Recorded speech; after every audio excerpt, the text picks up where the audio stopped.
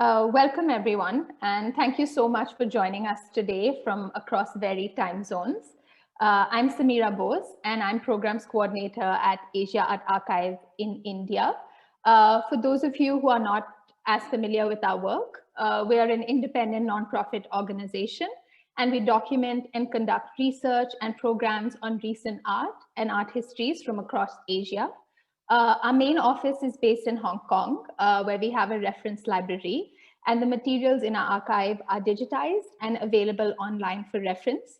We also have an office in New Delhi, where I'm currently speaking to you from. So one of the projects that we have been working on over the last year across Delhi, Hong Kong, and Kathmandu is Mobile Library in Nepal. The project officially launched this month, and it is a collaboration between Asia Art Archive and Siddhartha Arts Foundation, and is generously supported by the Foundation for Arts Initiatives. It is a traveling library that circulates books on recent art from Asia within Nepal. And these books will be activated through a series of on-site and online programs with educators, arts universities, and independent arts organizations. So one of the most prominent conversations that we have been having as part of this project is actually about archiving. The specific limitations that we have in the region, but also kind of the proliferation of interest and initiatives in archiving in the field.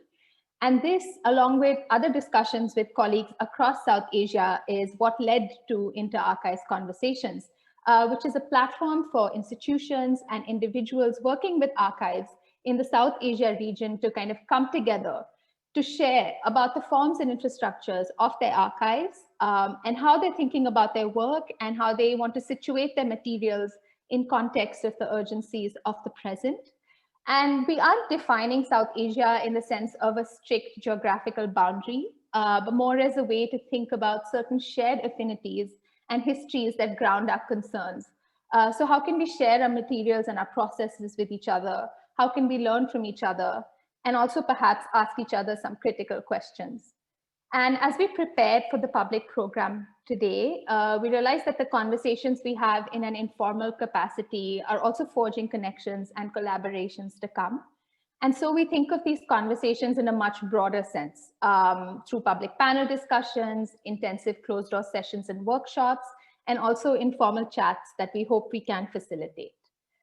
So we will be having a set of 4 inter-archives conversations spread out over 8 months, which will be organized in conjunction with the mobile library.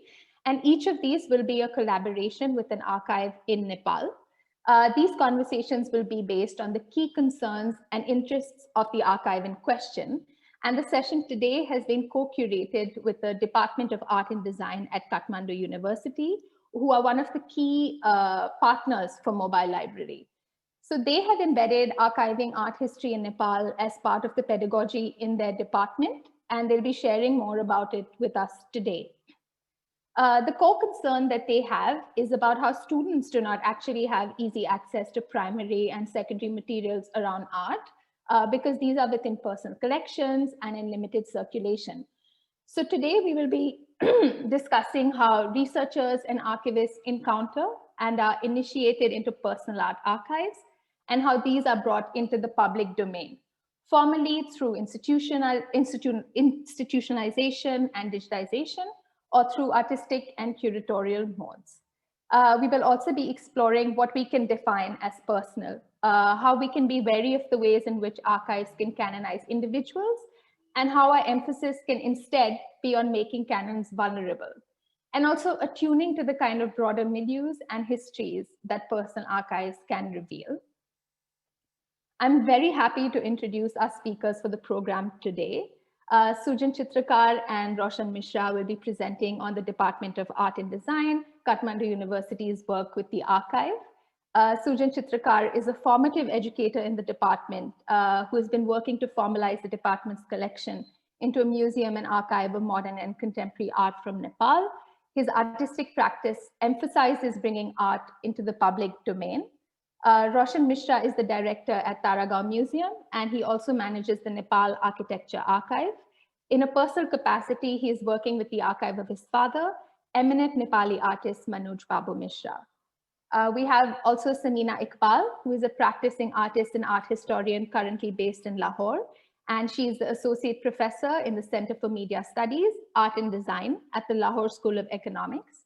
She has been working as an independent researcher with the Salima Hashmi Archive at AAA for the last 3 years, digitizing the archival materials the art educator has collected over several decades, and she will be sharing this ongoing process with us today.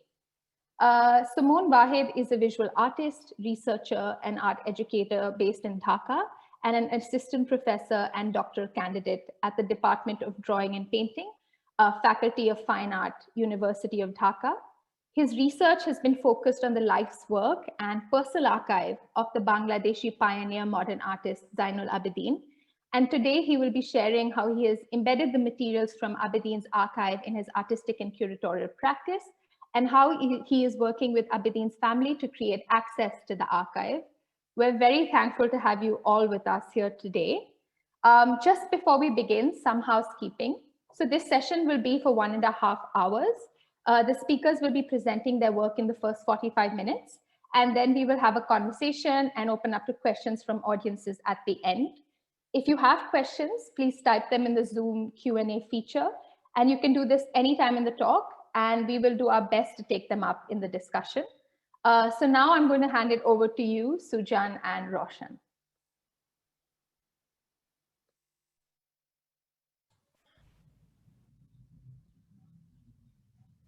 Shall I share the slides, Susan? Yeah, please. Yes.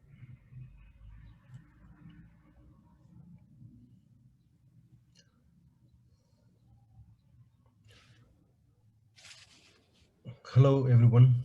Thank you, Samira, for pulling this off. And it's been a wonderful gathering here. I want to share a brief about like what we used to do in KU. When we started this department, we started fairly normal, in a very small scale, And during our education, when we're teaching art history in Nepal, like we couldn't get any material that could be related in art, particularly in contemporary Nepali art. So what we started to do was to send our students to art studio and collect materials, and they would come back to school and share those materials with the fellow students, and also make presentations and keep those materials in the library. So we've been running this format for quite long, but in 2017 we had this like very big flood in our school, and this is the premises where this space got inundated with this nearby river when it got swollen during the monsoon, And our campus, our main library was in the ground floor, so we lost nearly 50% of our books, and we lost all the materials that we had collected for past like 12 to 13 years, And during that time, like I realized that it was a big mistake for us to keep those materials intact in physical form only. So we had like talk with our team, and then we started to offer a course called Research Documentation Archiving. These are the books that we lost, And we invited Roshan Mishra in the team as a team member, and we started giving this course called Research Documentation Archiving, and where we offer our students to continue the course, and the students were supposed to go and collect materials, but this time we were doing in digitizing the materials and also keeping those materials as in a very constructive format. So Roshan, I request you to like go from here. Thanks, Susan. Thank you, Samir. Just to give you a little bit of background on what Susan said.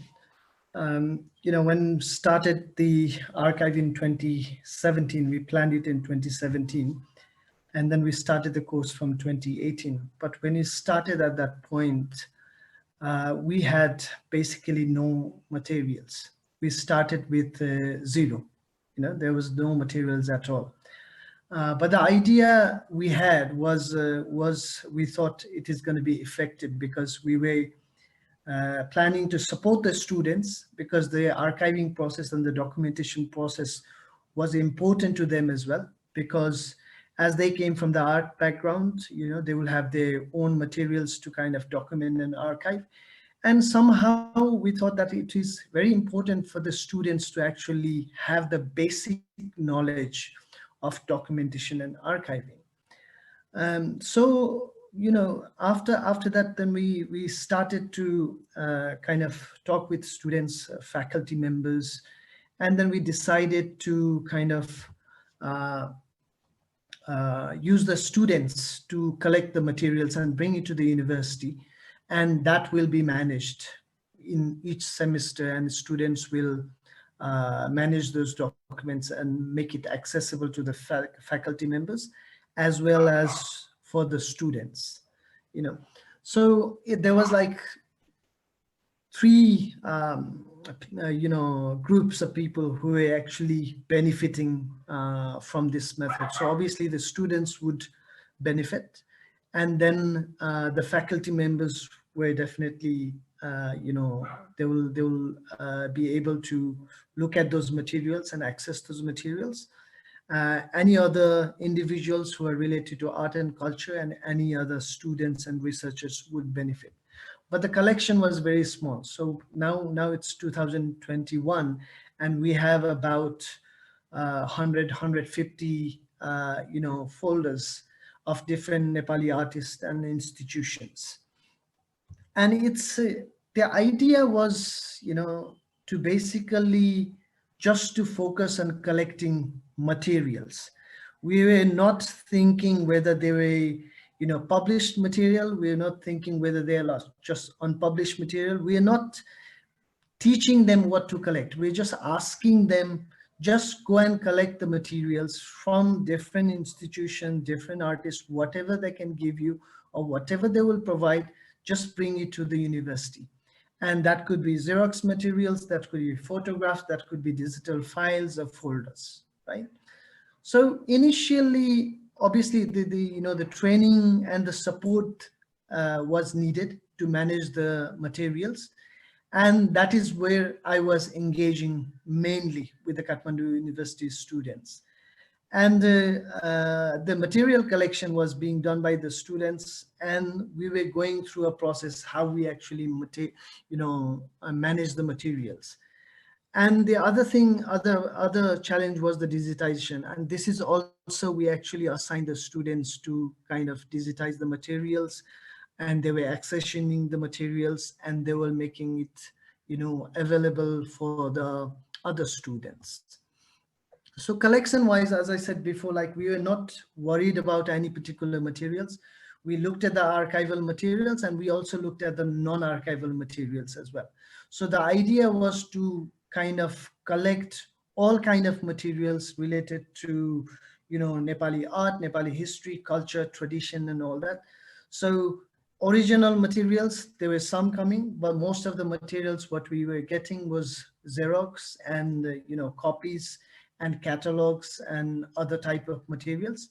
But having said that, if you visit the Kathmandu University now, and then if you pull any of the folders or any of the documents of any of the artists, I think you'll get sufficient materials where you will not be able to get anywhere else.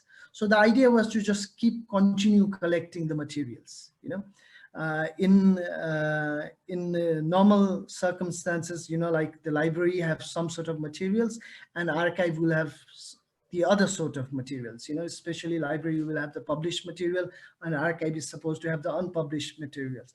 But we are not worried about those sort of factor. We are just collecting materials through the students. It was coming to the Kathmandu University, and we are managing those materials. And it basically came as a donation or gift from institutions and individuals and artists. So basically general process, because when we started the archive, we didn't just want to collect the material. We wanted to make sure that when the material comes in, we somehow follow a process. We identify those materials, we segregate those materials, we create a basic inventory. So all those sort of generic data as well, we started extracting those based on the materials and the item types and the collection we were getting. So at that point, when students were collecting the materials, mainly the materials were individual materials. They were not coming as a collection, you know, like we were not acquiring any collections. We are not working with any individual collections. We were just getting, you know, item level files, each pages or each photographs or each catalog, you know. So based on that documentation, we were just capturing information, and we created a system how we're gonna create the level of arrangements and how we can make it accessible to the public at the same time, or the students or the faculty member.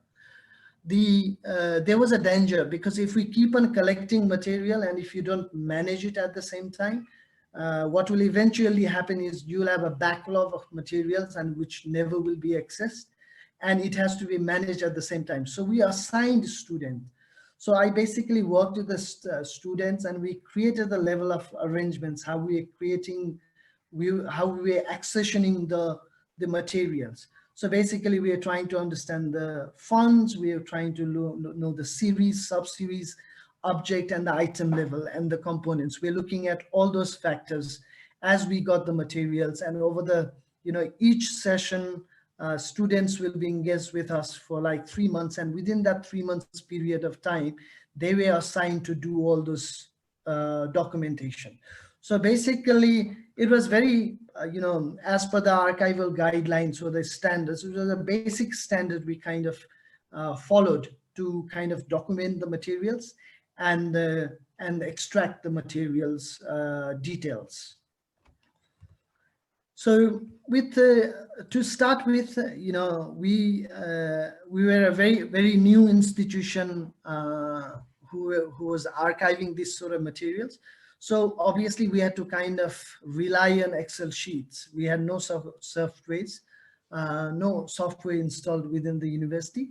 So we had to rely on the Excel sheets. So whatever metadata we could actually extract from the objects, we were just collecting on Excel sheet. So all these Excel sheets, it's not the complete Excel sheet, but each Excel sheet has got about 20 to 25 fields where students will capture all sort of informations based on the objects they have collected over the period of 3 months time.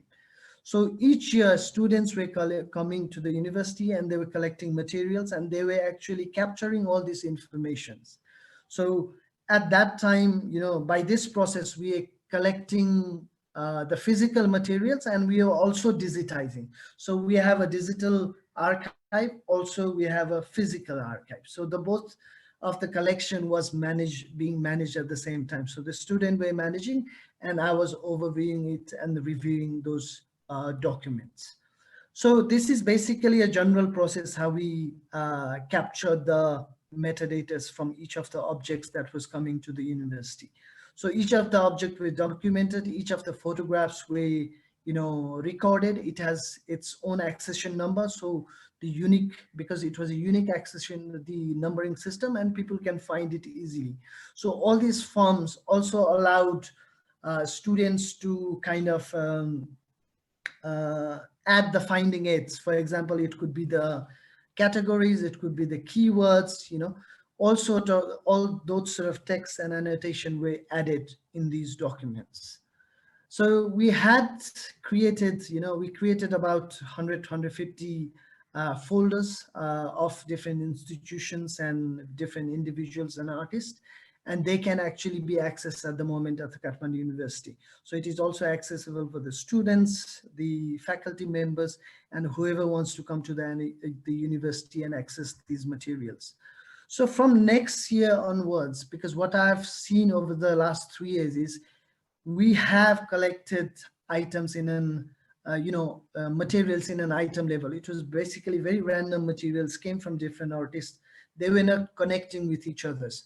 So within this 3-4 years time, all this material has come together to Kathmandu University, and it started to make sense, you know. So all these materials were coming, and now we are creating a different level of arrangement, which will basically justify the materials what we have within the collection. So the fonts will remain as an artist, and the series could be drawings, you know, the newspaper clippings or the articles.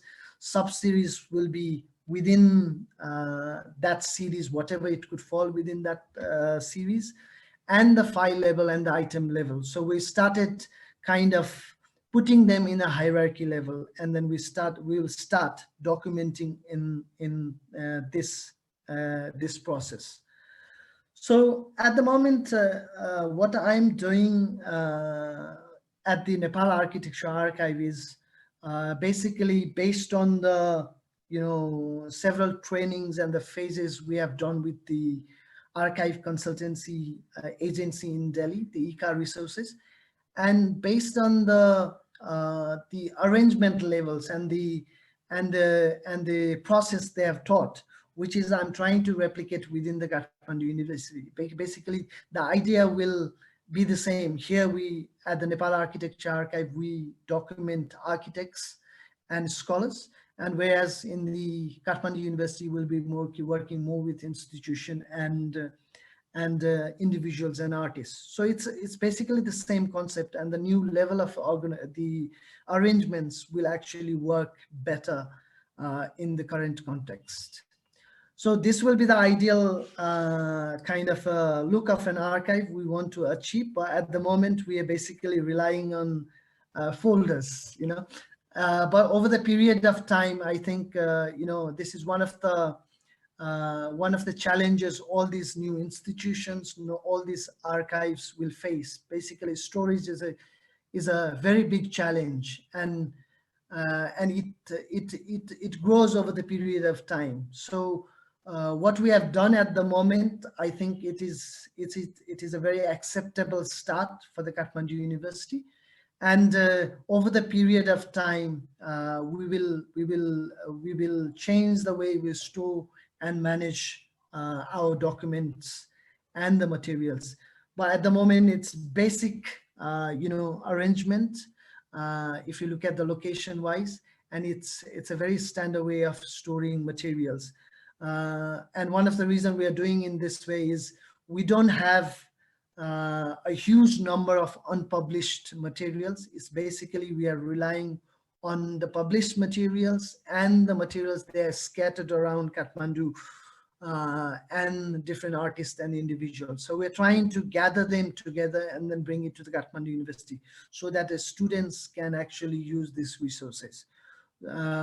So this basically this level of arrangement, at the moment the students are able to find the materials, they will be able to access the materials, and over the period of time we feel that this will grow year by year.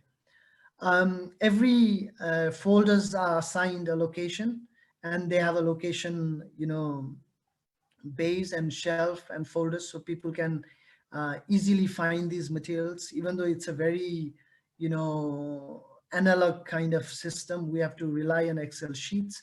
There is no such Google search bar in a way to find the materials. But at the moment, the amount of materials we have collected is not that huge, and students are able to find what they want to find within the archive. So there are lots of few challenges we have seen over the last 3 years. One is definitely the material collection, because if we want to kind of coin ourselves as an archive, we need to have some sort of uniqueness within our collection. I think that will take a time for us to achieve. At the moment, it's very basic. We have got published material. It's basically a collection of documents in one place where we're trying to make it accessible. Stories is definitely a challenging part. We are storing all these materials within the library. The way library works and the way archive works is totally different. Basically, library people can go and pull out any documents. Like the archive, we should not allow practically. So that is something we need to manage over the period of time. Database, as I said, like we are relying on Excel sheets. We definitely want to update our system and then go into a digital platform where people, where all the accession material can sync online and offline. Conservation is another major issue. If we start getting lots of unpublished materials or original materials, none of us are actually trained to look after any of any damaged or conservation required materials. Access wise, as I said, like unless we go on a database system, we will not be able to go online. I think that is something we need to figure out how we do it, and that's where I think Asian Archive can support us or guide us uh, in many ways.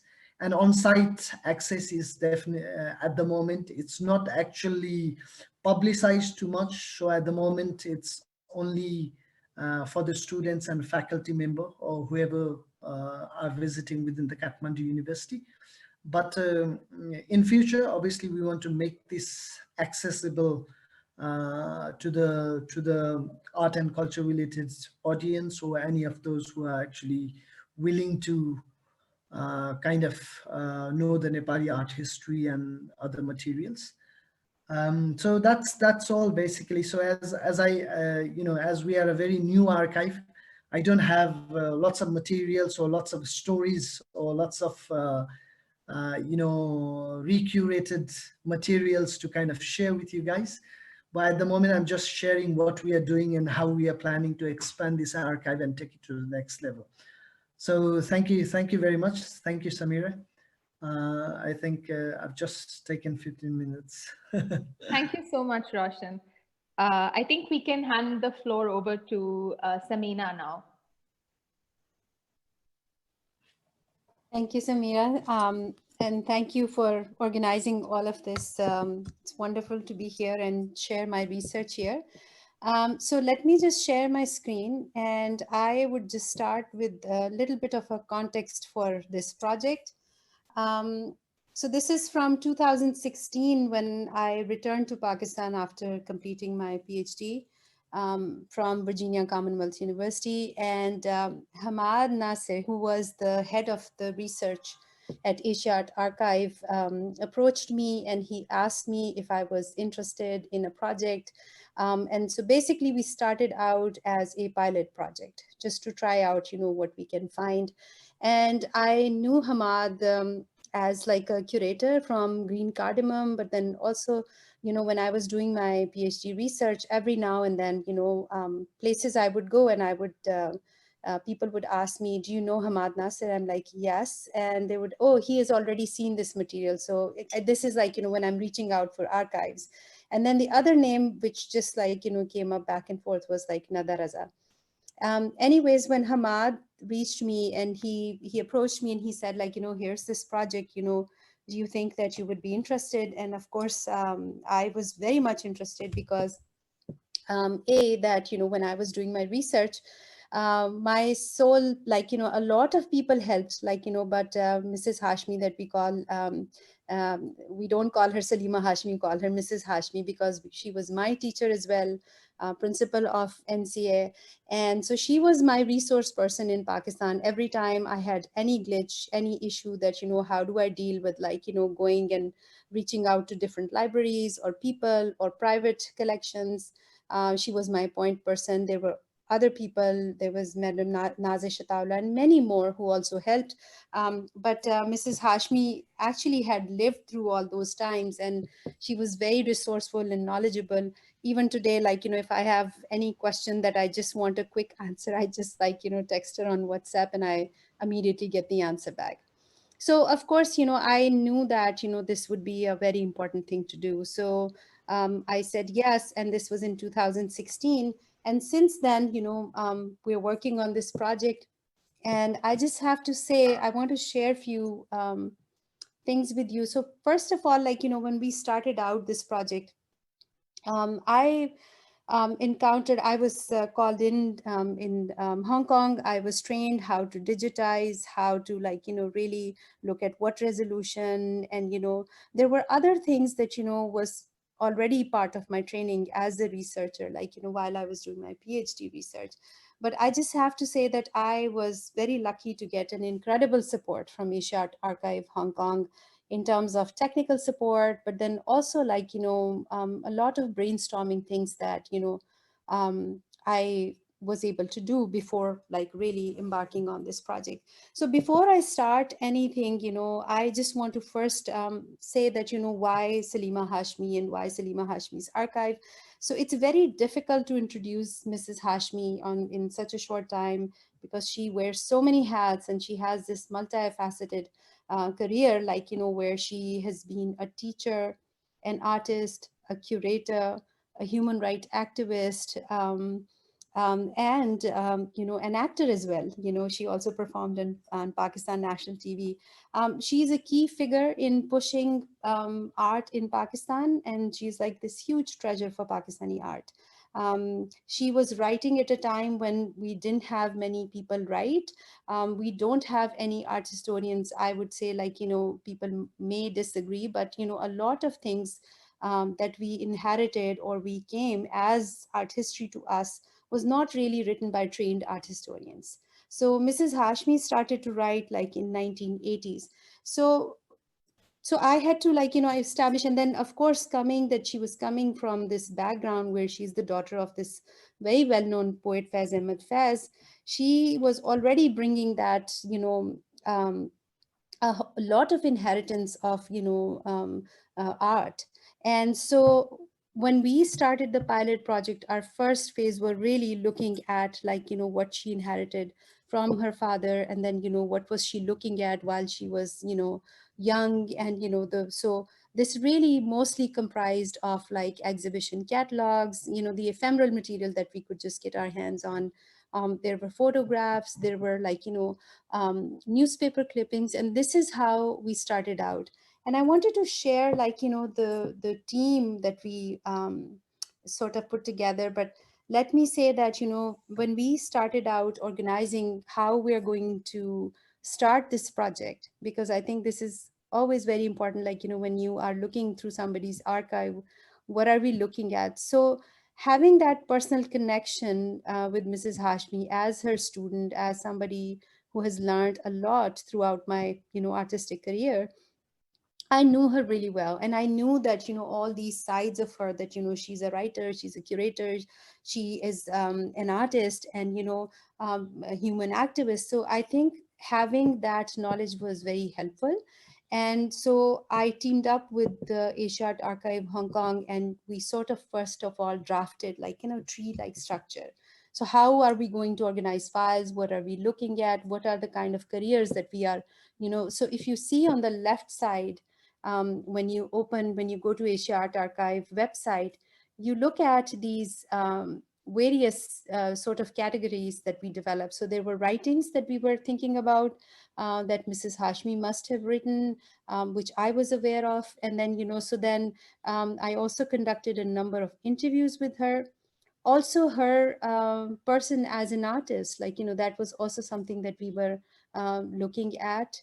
And this all sort of like unraveled itself, like, over the time when we finished the pilot project. So it wasn't like, when I started out, I exactly knew what I was doing. I really started out with very light sort of like, okay, so there are like, these boxes in Mrs. Hashmi's gallery. So what are in these boxes? So it just said like interesting things like, writing. And I have to acknowledge a fellow colleague who's no more with us, late Sarah Sheikh, who was working with Mrs. Hashmi in her gallery for many years. And she was the one who was like, who started to organize things before I came to look for these things. So when we started this project, I actually asked 3 of my graduate students that you're looking at the screen. So left to right, it's Noman, and then there's Nabiha, there's Ammar, and here's myself. And we started out really in a humble sort of setting in my house. Ishat Archive sent me the digitization station. And of course, I was called in and I got some training from there. And then, I came back and I helped with them to set up the station in the house. So we sort of like, these are some of the fun pictures. This is very recent from the, phase 3rd. So right now we are in phase 3 of Salima Hashmi's archive, where we are like really, I will tell you exactly like, so phase 1 was us looking into her, what she inherited from her father or what she experienced when she was a young lady, going to the exhibitions, what was the art scene at that time. And it was of a particular interest to me because my research for my PhD was modern art of Pakistan. And I was specifically looking at the time period from 1947 to 57. So that phase one had a lot of things like exhibition cards and stuff that, we don't have any places in Pakistan where somebody would save these things. So this really had to come from this personal archive. And phase two was the stage when we started to like really spread out our research and started to look at Mrs. Hashmi's role as an art educator. So we were looking at what were the kind of things, materials she was using, her slides, and her also her own work as well. And then also we were looking at, so I'm just kind of giving you a glimpse of like, when we find things, what is the state of the physical state of these archives, and what do we do with them? So we take them out, we you know um, spread them out, categorize them. So these baskets, like, are something that we have used so much. And I was just laughing looking at Roshan's slide where he had given the ideal archive, what it should look like, and then the folders, because I could just completely relate to that folders idea, because that's what we were doing. um, so sifting through this material really kind of dictated itself, like, what are we going to and how are we going to categorize them? And we just would keep record of like, what are we finding? Is this substantial amount to make it as a category? So we also started to find her, so this is about her teachings. I'm sharing some slides from there. um, these are the books that she has, like, written up notes about her art education. So Mrs. Hashmi actually studied at NCA from 1960 to 62, and then she went on to study in England at to Bath Academy. And then she did her master's in art education from Rhode Island School of Art. And recently she's been awarded honorary PhD from Bath University of Art. And so we were like really looking through everything that she had saved from her teaching days, from her student days. So there are notes with what she was studying then, and then also like, things that, she was like her lesson plans and her syllabus. This is really happening. This is third stage where we have started to come to know that, okay, there are also these things which exist.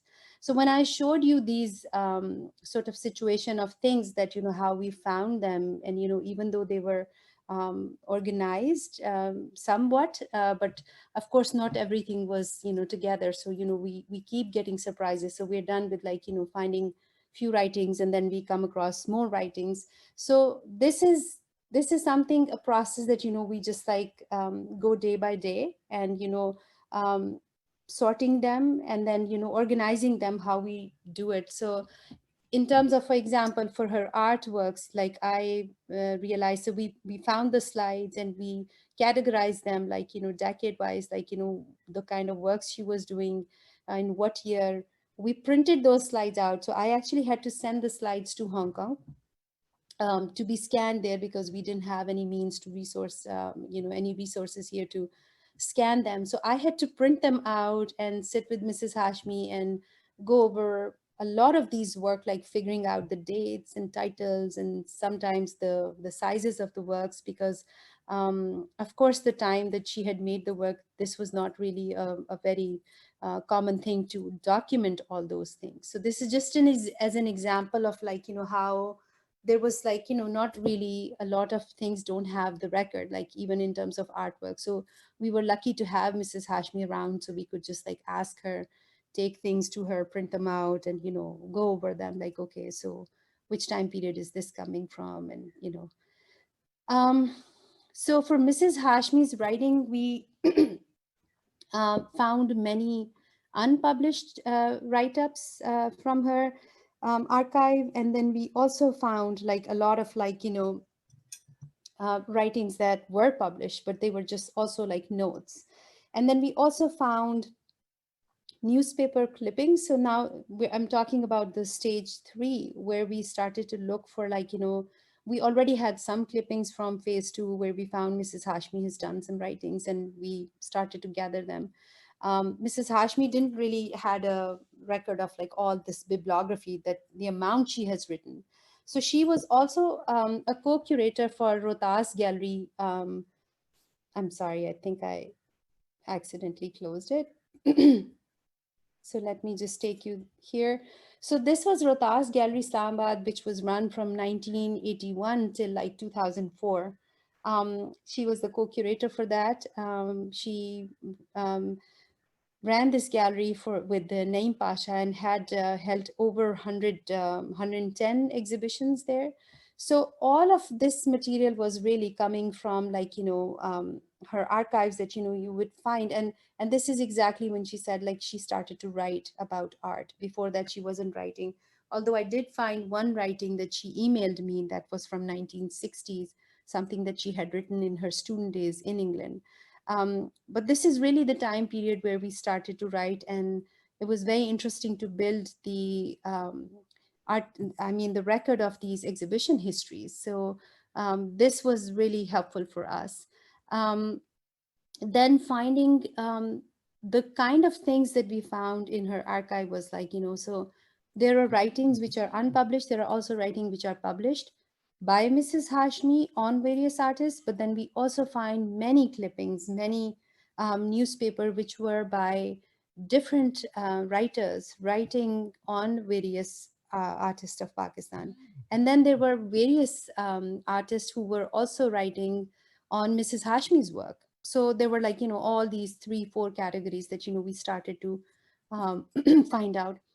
So for me, what was really interesting and important for like, documenting this archive was that, for myself being going through this, tedious research when I'm doing my PhD is like, how do I get access to this material? What exhibition happened when? And, especially in the context of South Asia, I think especially in terms of Pakistan, I could say for Nepal and Bangladesh, the same thing. It's very hard to find the material of its like, early formative years. And for us to have such kind of access or to these material, these are the kind of archives that really helps us to understand what was really happening at that time.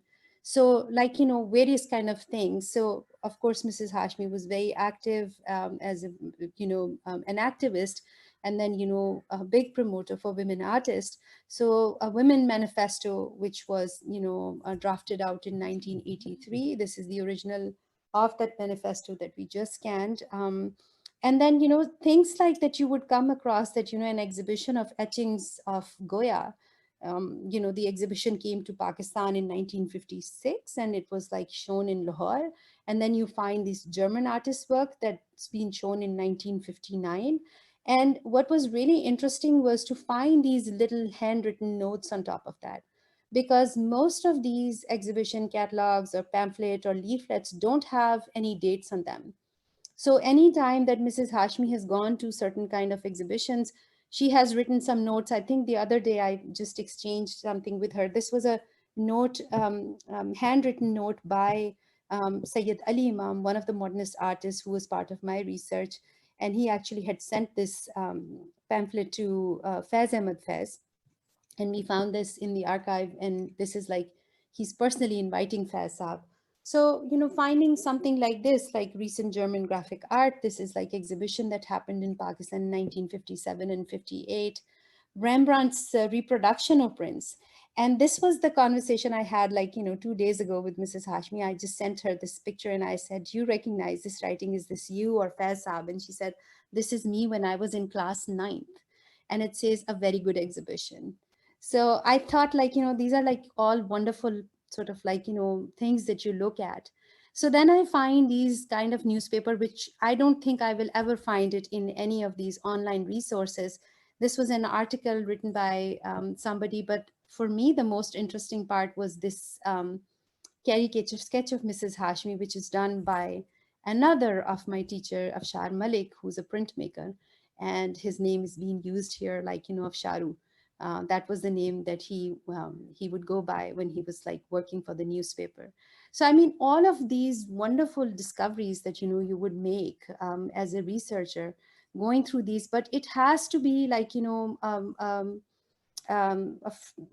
passion that, you know, you would do something, a project like this, because I mean, there is so much of work involved in this. And speaking of like annotations, when Roshan was mentioning that, like, you know, I wanted to just share that, you know, we have a very tedious way of like, you know, recording and annotating these things, which Asia Art Archive has its own way of like, you know, organizing them, which I really appreciate. So if you get a chance and you go on the website of Asia Art Archive, you will see how easily it just is, you know, it's very user friendly. You can navigate through things very easily. And I think that's all from my side. And, you know, I look forward to answer your questions during the presentation. I'm sorry, Q&A. Thanks so much, Samina. Thank you. Now we can hand it over to Shimon.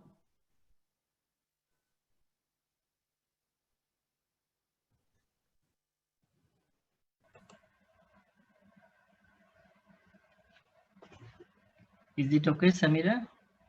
Yes. Okay. You could see my screen? Yes, we can see your screen and hear you as well.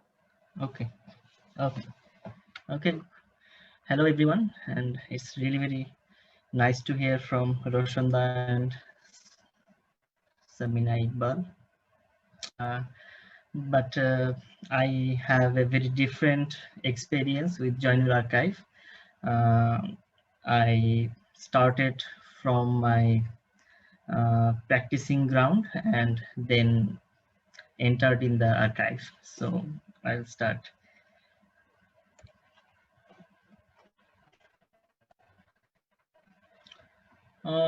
It's just you know all, but it's a very short introduction about Janil Abidin. He was the pioneer figure of our modern art movement, and he established our art institution, modern art institution. He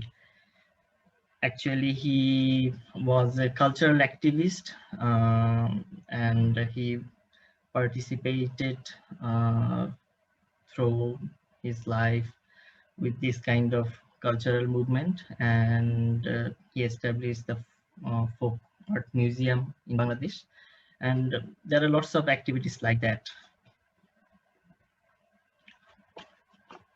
Actually, Jana Abidin,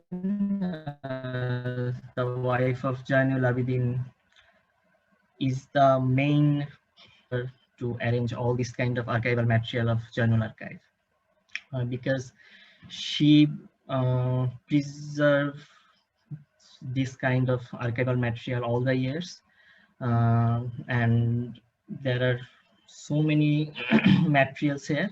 So it's really very interesting how a single person keep this kind of huge archival material and handle this with single-handedly. But Janil Abidin's youngest son, Moinul Abidin, he has been digitalizing the archival materials since 1914.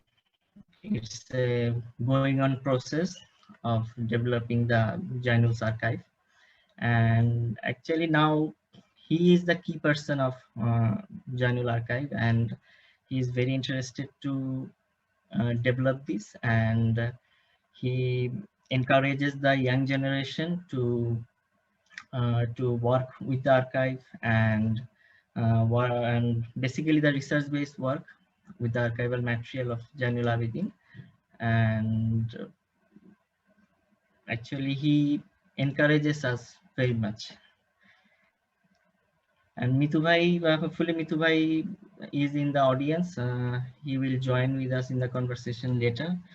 And I involved with the Jainul archive in a very casual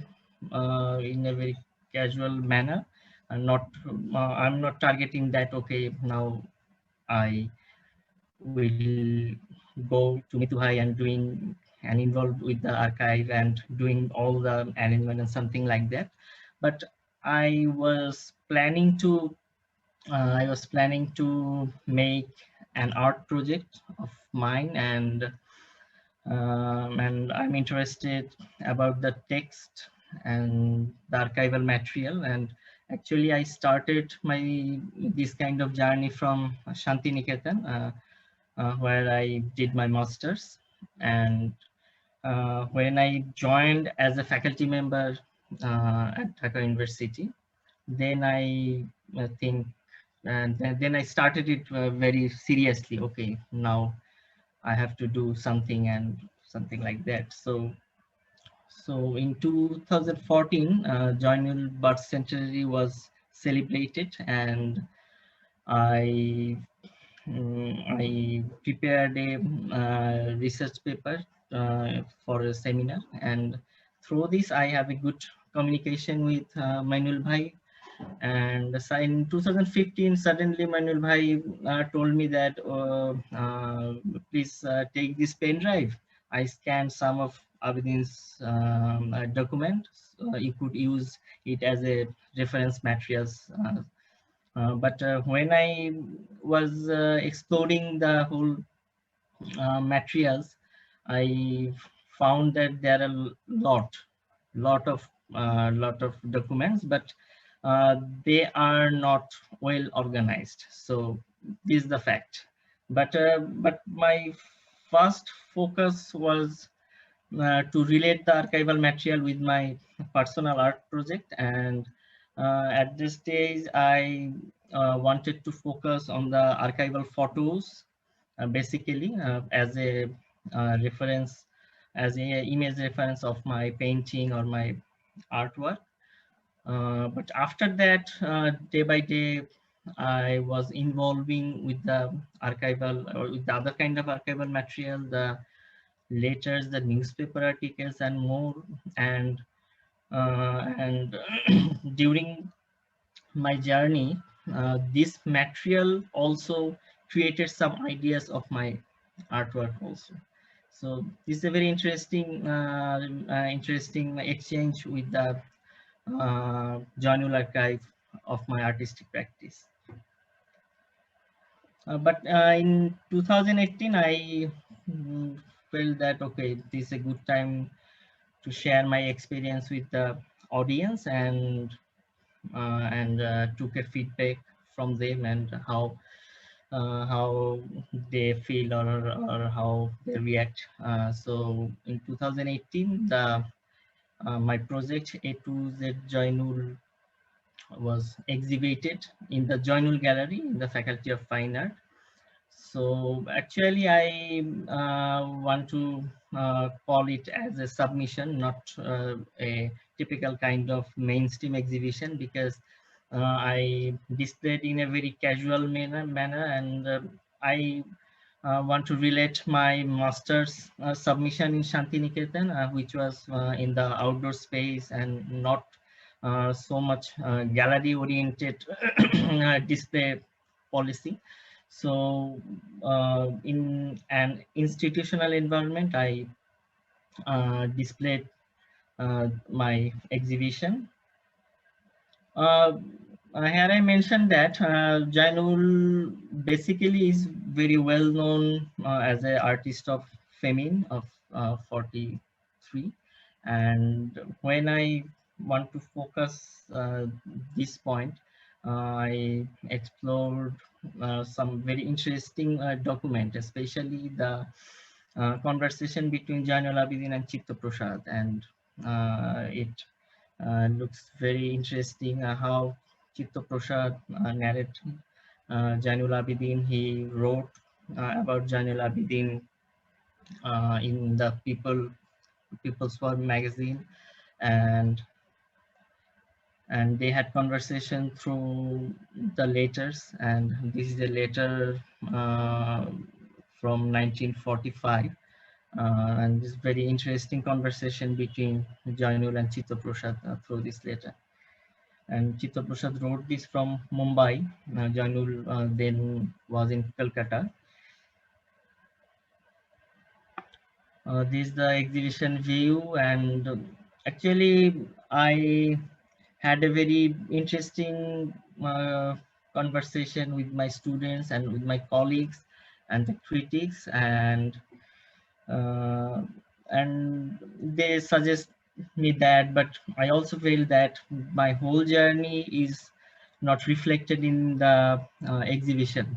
The exhibition is not good enough to share my whole journey and archiving my journey with the Jainul archive. So that's why after that I'm planning to make a book with make a book about my experience, and in 2019 it was published.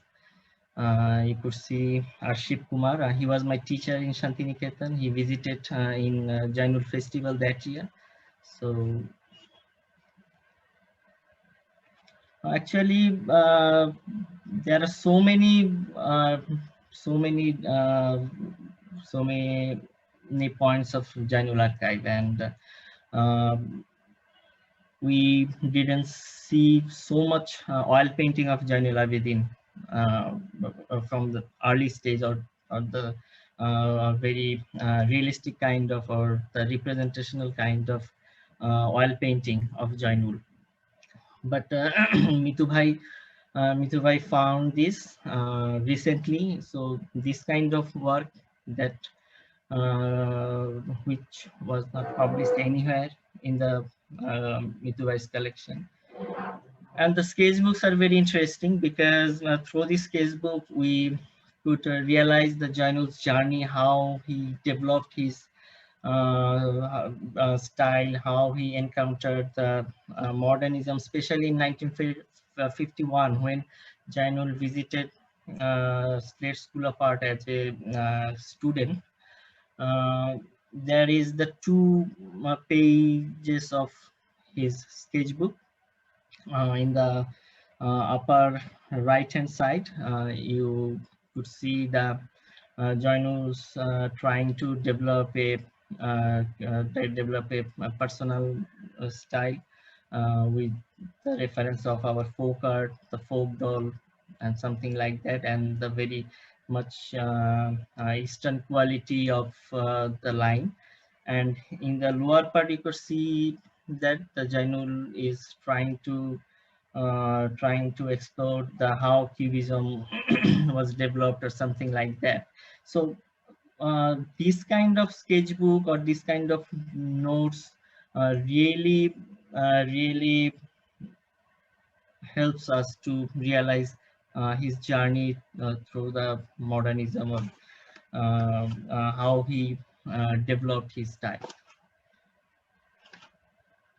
There is the handwritten text of Jainul, a lot of this kind of handwritten text, and there are the document of as a travel diary, or actually this text is Jainul is writing a quote from Abanindranath Tagore. And there are so many handwritten texts, and Jainul was planning to make some class notes for the students, the basic design course or something like that. So there are so many handwritten texts of Jainul Abidin in the archive, and there is so many in that in a typewriter composed text, and especially through this kind of text, Jainul prepared this kind of text for delivering any speech in some place or something like that. But the vision of Jainul Abidin, his artistic vision, his cultural vision are actually came out. This really very interesting to read this kind of text, because this text also reflects the inner side or the philosophical side of Jainul Abidin. And it's another section of the archive.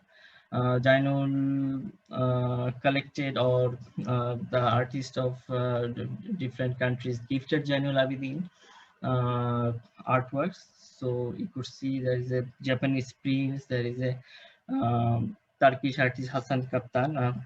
He was the kid when Jainul met Hasan Kaptan. Hassan Kaptan's artwork. You could see the Somnath Hor's print and Abdul Rahman Chuktai's print also. Jainul was a very big collector of our folk art. He's not using only the form of folk art in his painting, but he was really seriously try to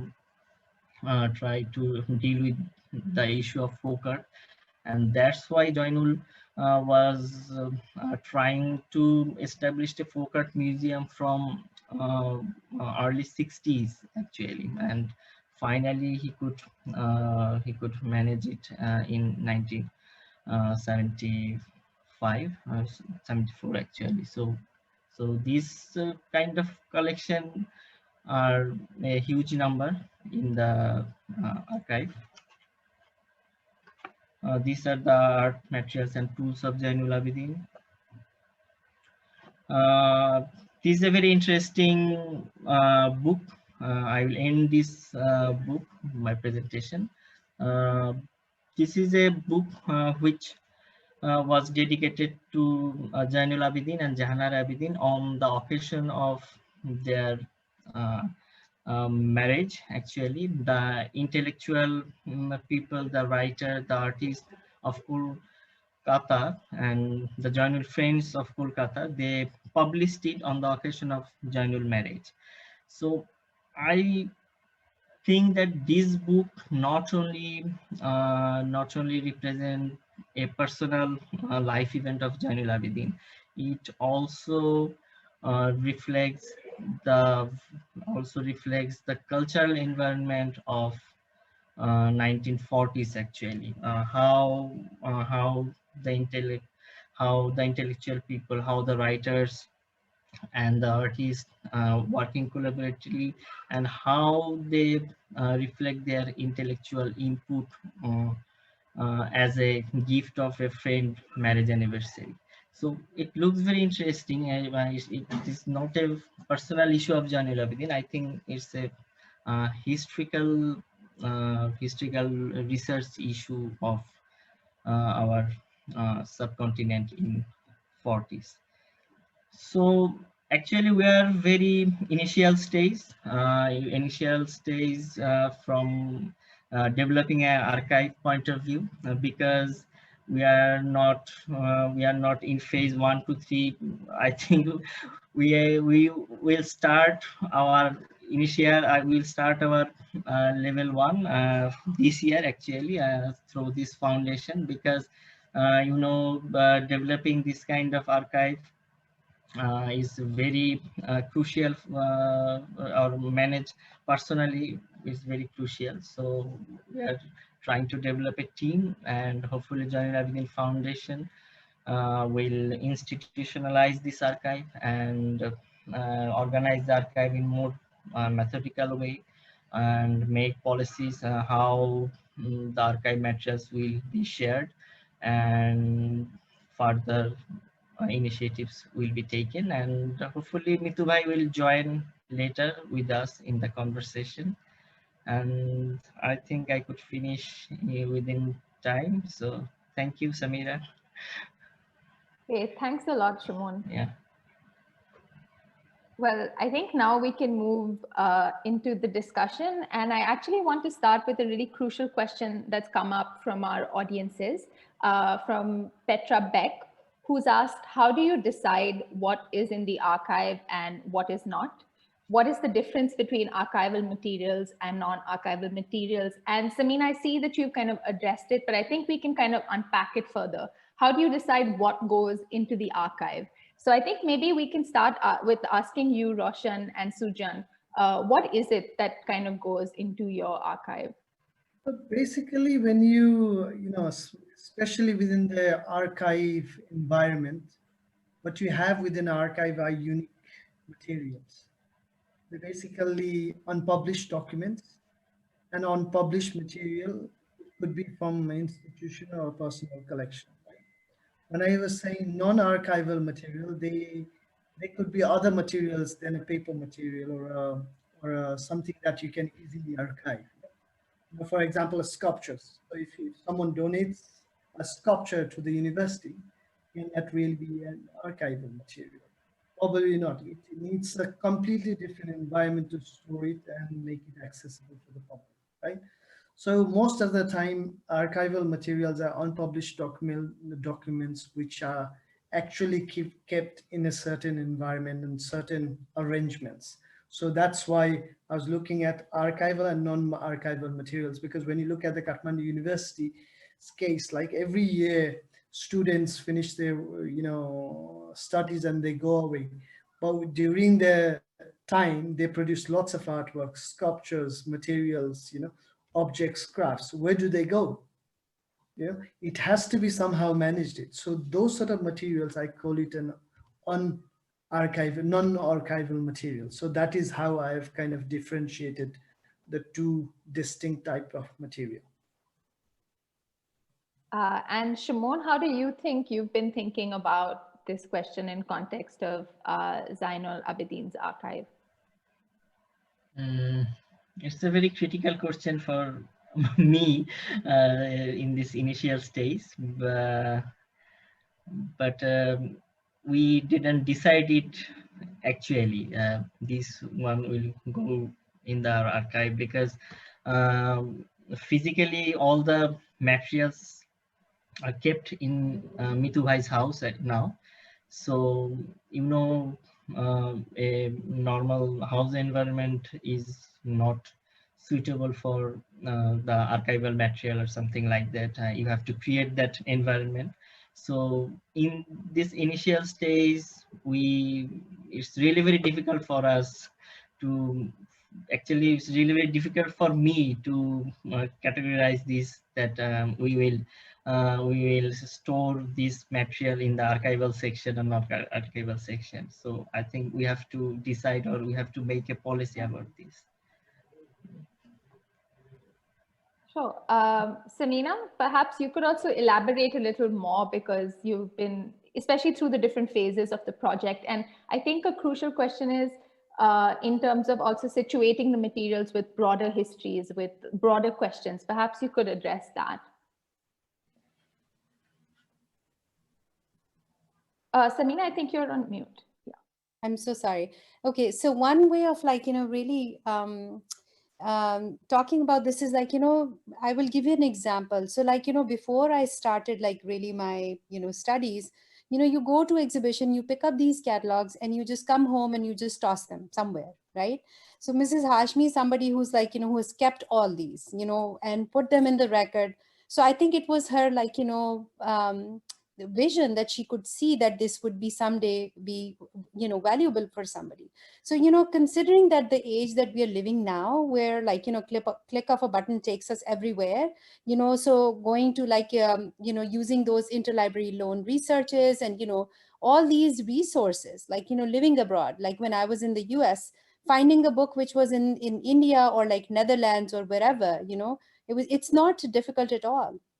But I think the question is finding these kind of things which have not been documented, which really actually comes from your training, so if you're looking for something. So for me, when I have the access to Mrs. Hashmi's archive, I just tediously, so when I introduce my team, there's Nabiha, there's Noman, there's Amar, they're all they all have studied, they're art students, they have already graduated, they teach in universities and different schools.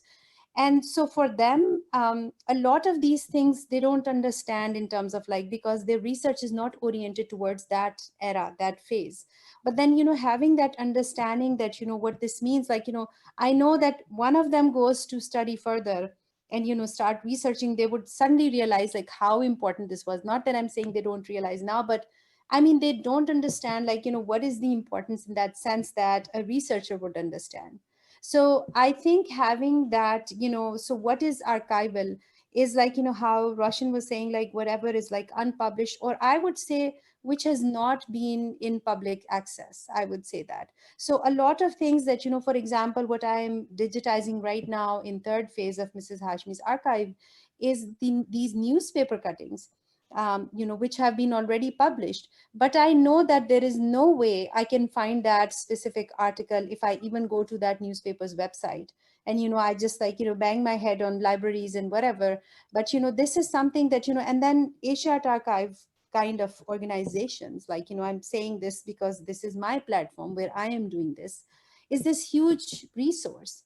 Because every time, so now when I'm preparing any presentation, doing any papers, doing any research, I click something and then Asia Art Archive suddenly comes, and then I realize I have already scanned this document and I don't remember, because there are like hundreds of things that we have scanned, but there are a lot of other things which other people have scanned and they're on the website. So what I'm trying to say is that, to assess like what is archival really comes from like, the interest of the researcher, the one who are involved in doing these things. And this can be very subjective. So this is what I'm trying to say. I was trying to avoid the word subjective, but yes, I mean, that's what I would say. Yeah, thanks. I mean, I think that what's really important about this question is that it raises how much effort is put in, not only in archiving materials, but just into thinking about this decision about what is really an archive and what will constitute this archive, like thinking about it conceptually as well as technical. So I think it's a good question to kind of begin, but I think that would lead me to another question that I have for all of you, which has come up in our conversations before, is about the pace of archiving, or what we jokingly called in our informal meeting archive time. And I wonder about how your idea of it has changed from when you started working with these materials and now. So I would say, how do you look at the same materials differently as time passes? And maybe we can start with you, Samina. So are you, so let me understand your question. So are you asking like, how do I look at the material now in terms of like versus when you began, and also the idea about how you might have thought this how much time this would take when you had started, and how that changed gradually as you immersed yourself in the material. Right. So the practicality of it. So like, the first, like, we were kind of intimidated, myself and the team, like, setting up a digitization station was like, okay. And then, we're getting these approvals. Are we doing it right? The scanning resolution and all of that. So first, I want to talk about the technical aspect of it. So the second phase is like, so once you're done with scanning, so then you get a hang of it, like, how quickly you can just be done with the scanning. So I was sharing in the other meeting that, we have scanned like 1,500 pages in like 1 week. And Amar, one of the, our team member, he's responsible for the scanning. So Nabiha and I would sift through things. We would separate them, we sort them, we put them out. We have the fourth member who will help us set up the station. So the scanning goes really quickly because it's like really one page after the other. But the real task is like, how do you record them? How do you annotate them? How do you organize them? I think that is something right now we're quite overwhelmed, because with this third stage, we have digged out a lot. So for us, the task is like, so many pages, and so the organization and all of that takes a lot more time. But I think, like I said, for me, the convenience for this project was because we started out as a pilot project for the first phase. It kind of gotten easy as we progressed, because phase 2 was easier than the first one. We were much more clearer in our direction. So now in the third phase, we already have those organized files. All we need to do is like, yes, we find these snippets here and there. Sometimes Mrs. Hashmi would put like some article that she had found and tucked away in one of the book that she had not published. And so she would take it out and she would leave it on our table with a small note. Okay, I just found this, so we scan this, but we know where it's going. So I think with the time, it just become easier as you immerse yourself more into the process. And I think, again, I will repeat, passion has to do with this. It cannot be done as a job, because one has to be really involved in this in terms of like, what you're doing. So I think all of us who are here, like, Roshan and Shoman, and, so our interest is because of our personal, research. I would say that. Thank you, Samina. And actually, Shimon, maybe since you have been very intensively engaging with Zainul Abidin's archive from your student days, I'm curious about how it has kind of evolved over time, and how you got immersed with the archive over time. And did you really expect for it to be such a kind of long-standing connection and engagement? Actually, it has been developing over the years. when I was a student, the 90th birth anniversary was celebrated of Jainul Abidin, and that was the first time I encountered a huge number of Jainul's artwork that time, and a good publication was published on that occasion. So since then I was just wondering how I will explore all the materials of Jainul. And after 10 years, when his birth centenary was celebrated, uh, through that occasion I was more involved with the Jainul Abidin issues. And Mitu Bhai is a big big issue here, because he single-handedly digitizing this kind of materials, and it needs time to explore all the materials. I already mentioned that initially I couldn't see all the materials, but Mitu Bhai gave me all those, but I couldn't go through with the all. I was very selective then, but after my exhibition, I was thinking very seriously with the whole archive. And after that, uh, we are developing the materials. For example, I read a letter of Jainul Abidin, then I asked Mitu Bhai, there is a letter from this person, but Jainul wrote anything to him, or you could find this kind of document? Okay, then Mitu Bhai Mitu Bhai starting to find, okay, is there any letter, something like that. So this is the developing process from our end, actually, because Mitu Bhai is a businessman. Now I'm doing my teaching and my research, because my research issue is not about Jainul Abidin, actually socio-political conscious artists of 80s. So I am not fully engaged with the archive this time, but in future my planning is I will involve with my full effort with the archive, actually. So this how it's developing. Not so much a professional way, how Samina Iqbal is developing the Selima Hashmi's archive, or Roshan developing the Kathmandu University Fine Art Archive. But our archive need an institutional platform and some voluntary service from the young people. So hopefully we could arrange it within this year. Actually, for the COVID situation, we lost 1 year. We planned it last year, but we couldn't start our journey that time. Yeah, thanks. I mean, it's interesting because Yeah. like you were showing these folders and you were showing this ideal archive. So how people kind of receive archives is in this organized, institutionalized fashion. But then when you really delve into the process, you realize it's kind of a long and meandering road with lots of different kind of contingencies that are part of it. I think that there's a question that different audience members are asking, and perhaps we can address it in a more detailed way, especially since you all are educators as well. Which is, how do you connect this archive or the research that you're doing with these archives in teaching and learning processes? Roshan, perhaps you could go into it a bit more deeper. I mean, Sujan has answered it, but or Sujan, you as well, in the sense, how is it really impacting the students? Is it in terms of their artistic style, their art historical research?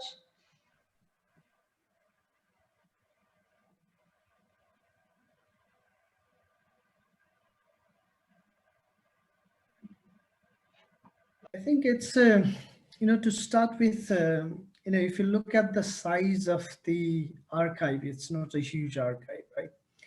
And the material we have is basically scattered material. It's even though it's from the same fonts or a maker or a creator, most of the document, it doesn't relate straight away. We need to find a way how we can actually connect those materials with one another. And the whole idea of collecting materials, all kind of random materials, is actually the base of connecting all these missing dots. And that could be through the catalogs, that could be through the newspaper clippings, or that could be through any other form of information that we may have gathered by the students' effort. So I think for now, it might be a little bit difficult for the student to kind of get an overall idea about how they can use the archive and take it to the next level. But having said that, as Samina previously mentioned also, most of the archival materials or most of the documents and informations are actually in a printed form, which is just lying in cupboards, drawers and under beds kind of thing, right? So those are the materials we're just trying to access and bring it to the university, so that students will have a better opportunity to understand these individuals. Because if you even now, I think if you Google any of the Nepalese artists, you'll find very few materials for these individuals and scholars or artists. So what is the other way of finding information? So for us, via this, the support of students, bringing these materials within the Kathmandu University's premises, keeping them in the library, managing it, sorting it, accessioning it, that is the only way you can make it accessible to the future generation or the future students. I think the one generation of people need to do a hard work, right? Then only the next generation can actually enjoy the information they have collected. I think we are in that phase. This generation of students will be working very hard to collect these materials and informations from different individuals and scholars. And without that effort, I don't think the Kathmandu University would be able to make it happen. I think it's all down to the students who are actually making it happen for us. And when they collect these materials, obviously they will find different ideas. Obviously they will find different materials, as Samina has mentioned, like you find an old catalog and there is a note by this maker or the person who actually owns that catalog. And that is the important details we can extract in future. And that is something we can link it in the future with something else that we receive from that person's archive. So I think in overall, the materials type, the materials nature, the materials age, that is not important to us at the moment. I mentioned about archival and non-archival materials. That is also not important. The idea is to collect material and bring it within the Kathmandu University's archive so that we can sort it out. We can make it accessible to people. And so that the next generation of students can re-narrate the story, what we have collected.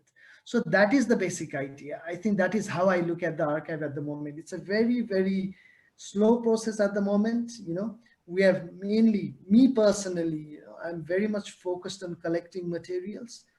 The stories that we can capture from the materials, that is down to the faculty members who are teaching art history or the paintings or the sculpture or different departments. And I think they will slowly understand that the depth of the materials, the importance of the materials. And then that narration will come out through the students again, through the researchers, or through anybody who can actually access these archives. So that is how I actually see the collection, what we are trying to grow within the Kathmandu University. Sure, and I think that is what is quite specific. Can I add something, Samira, over there? Sure. Yeah. Thank you. I'll add on what Roshan has just said. One of the key features that we also realized was uh, going to different artists, senior artists' place and talking to them was also a chance to connect with the senior artists. Whereas like we have very less, we are not that fortunate in South Asia that we have a contemporary art galleries where students can go and visit. So the whole process has been very, very enlightening for our students also to look at how our senior artists have struggled during that time. So it's also some kind of paying respect to the artists, and even the artists find it very encouraging to see youngsters coming to them and talking about their work process and their life events. So that entire process for us was to collect primary documents and secondary documents for the dissertation process. And when they were doing dissertation for the final semesters, so they could keep those materials with themselves also. But for us now, the students, not only from our university, but from outside also, even for the PhD researchers, they come to our library and find materials there. So that it has become a hub where you can find documents, staying there. As Roshan was saying, we haven't done any kind of curated archive as such, but when we have a graduate programs or when we have a PhD programs, then those kind of forms might come about. But for now, like it's just collecting whatever we find, whatever we can collect, whatever we can catalog them. So it's, as said, it's a very initial phase, but also there are different layers of learning opportunity for our students, even for our faculty members, and also for all of us, because since all the material just scatter around. So Bibliograph project that this mobile library doing in Kathmandu, and those kind of small archives that personal archivists are doing at their private domain. So for Kathmandu University, since it's an institution and open to all, so we look forward having this as a public venture where people from any walk of life get drop in and just access to those materials. Thank you. I mean, yeah, I think that what is very specific and kind of unique to this is how it is student-led. And Roshan, it was interesting that you were saying that, the newer generations of students have to be thankful to the older generations of students for kind of what they're setting up for them. I'm aware of the time, so I'm actually going to ask one of a very interesting audience question that we have by Naisha Tan, which is, I have a curious question. Do you guys have a routine to keep yourself focused when archiving? For example, playing a certain album while scanning multiple pages. Samina, maybe you could answer it. How does your research team deal with that? So I actually have, I just laughed because it's really very interesting. So for us, because we all three of us work, we have our day jobs. So what we do is like we dedicate our weekend. So we would either go like a Friday afternoon, or Sunday is usually the day that we go. So we already prepare ourselves. So three of us has to coordinate and, figure out a day. And so Sunday usually works out the best for us. And I have to order pizza for them. I have to bribe them. Okay, finish this much. And then, we have pizza. And so, I mean, yes, and then of course we play music and, all of that. It's a lot of fun. And, I have many photographs, like, when I was sharing this, like when they're hanging and setting up this thing, there's a lot of excitement and, running around just like kindergartners. But then, once the work starts, it just becomes quite serious. And so I think for us to have that focus is really important, because we would work at a stretch of like 7-8 hours altogether one day, and then not come for like 4 days, or then, maybe just divide for another 2 days. One will come and the other will not come. So this is how we sort of do it. Absolutely. One has to really come into that frame of mind to work with these kind of things. Shimon, what do you think is your archive routine to focus?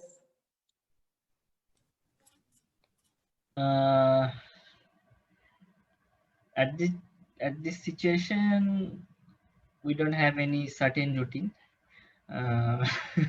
Mitubhai is still exploring. When Mitubhai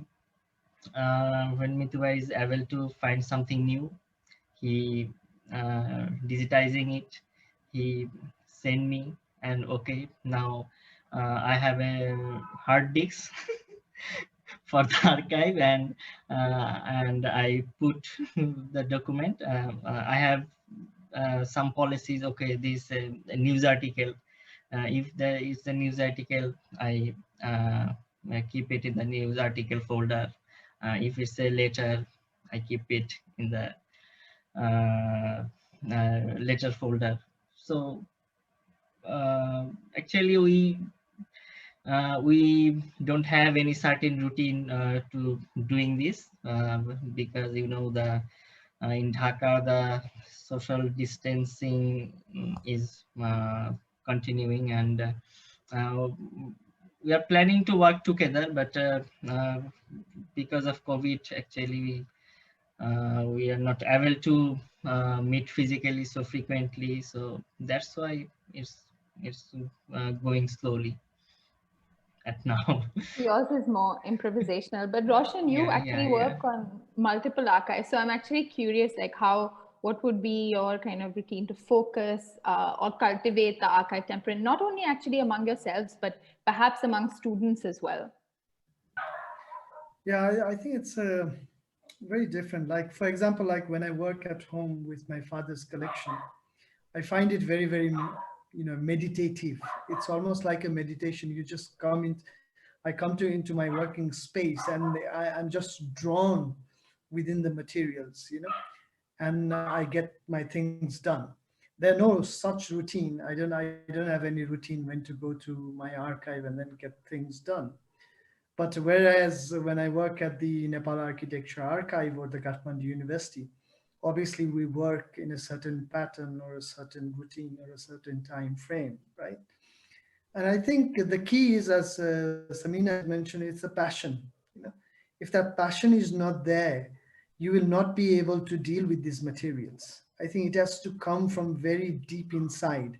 Otherwise, that message will not be able to reach out to your, fellow colleagues or the students.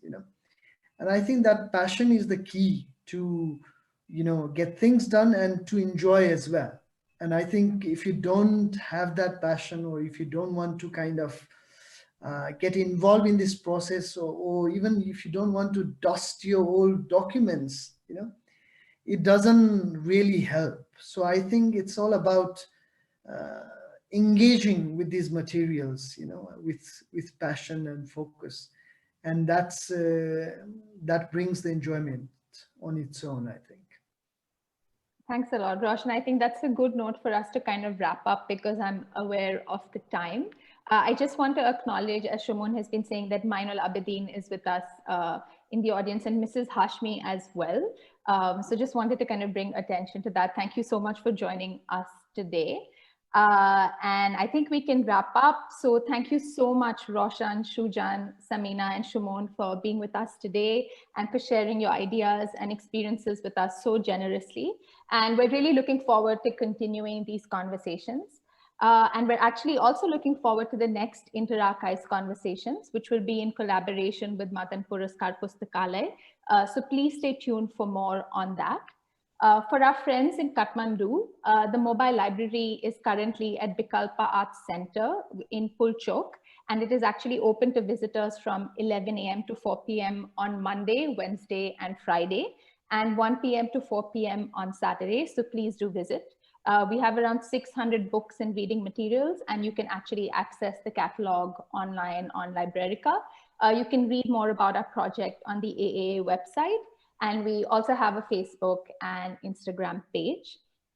Before I say bye, I just wanted to say a big thank you to the technical support team for this program, Susanna, Sam, and Carol, who are behind the Zoom backend. A big thank you to Sharade, Sneha, and Ozge for their inputs and support in the program. And finally, thank you all for joining us today. Goodbye for now, and I hope you have a nice evening or day wherever you are.